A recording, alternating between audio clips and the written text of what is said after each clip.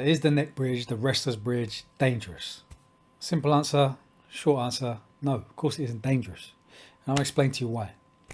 So Mike Tyson obviously wasn't the first one to do a bridge. That's an old, kind of ancient even wrestling technique to strengthen the back of the neck. It's been used by combat sports athletes for, like I said, probably since the Olympic Games when it was pancreation. So the main reason people think it's dangerous is because of the Joe Rogan clip where Tyson said, the bridges messed up his neck, etc.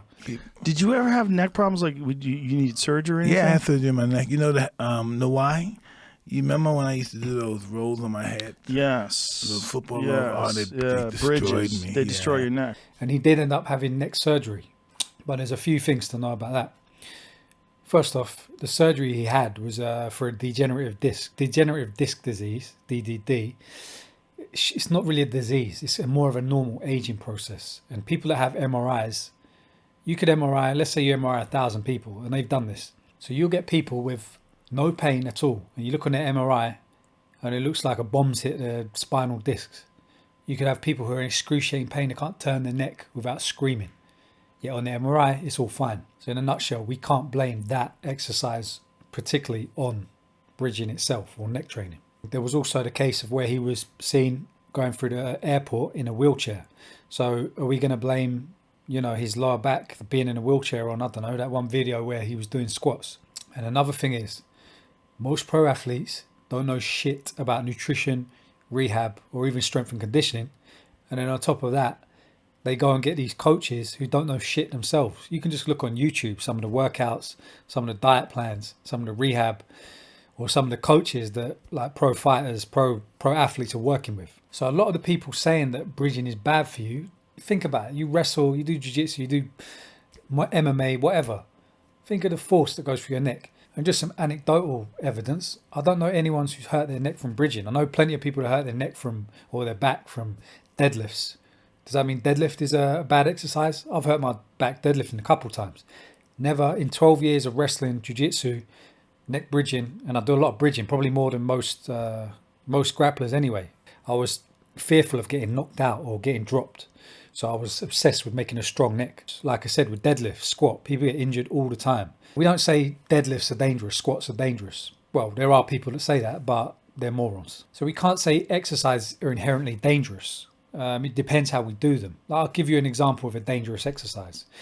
Doing depth jumps from a 30-foot ledge. Doing clapping push-ups on broken glass. That's a dangerous exercise. Or those idiots in the gyms where they're taking shots on the chin to try and toughen their chin. That is the dumbest shit I've ever seen in my life. That is an example of a dangerous or stupid exercise. What people say about the bridge or why it's bad, they say it's too much compression. Your spine's not meant to be compressed. Okay, what about gravity? It's just less compression, so it's all right. But, where do you draw the line? If it's not meant to be compressed, then our spines would just crumble under gravity. And what's meant to be, there's no meant to be. They're just what is or what you can do. You can say we're not meant to get in cages and punch each other's faces off, try and rip each other's legs off with heel hooks. So, and especially if you're a martial artist, you should have this idea behind exercise, behind training, that the body is very tough, anti-fragile, very adaptable. You shouldn't have this. This is a mentality in the rehab, especially in the rehab industry, of fragility. And there's also the nuance that goes into exercise, what causes injury. So a lot of the time shit just happens, you get injured. For example, let's just take the exercise bridging. Intensity, like how much load you're putting on those structures, how fast you're doing it, how much range of motion. Are you just doing a little bit, or are you trying to touch your nose to the floor and you don't have that range? And then we've also got other external factors, how fatigued you are, have you slept much that day, are you overtrained? Or you might even have some underlying condition that you didn't even know about. Take someone who's afraid to do a bridge. I'll just get them to literally just come up and use the hands, come up on the back of the head, hold that, come back down, do a few reps like that, and then you gradually build up, see how you go. Of course, if you're like Athlete X, who's saying it's the worst exercise, the guy's never done a bridge in his life and it shows. So that's like someone who weighs 75 kilos, never deadlifted in their life, goes into the gym, tries to deadlift 300 kilos, hurts their back, says, oh, deadlifts are bad. They put too much pressure on the spine. It's just nonsense. You can pretty much load any position of the body.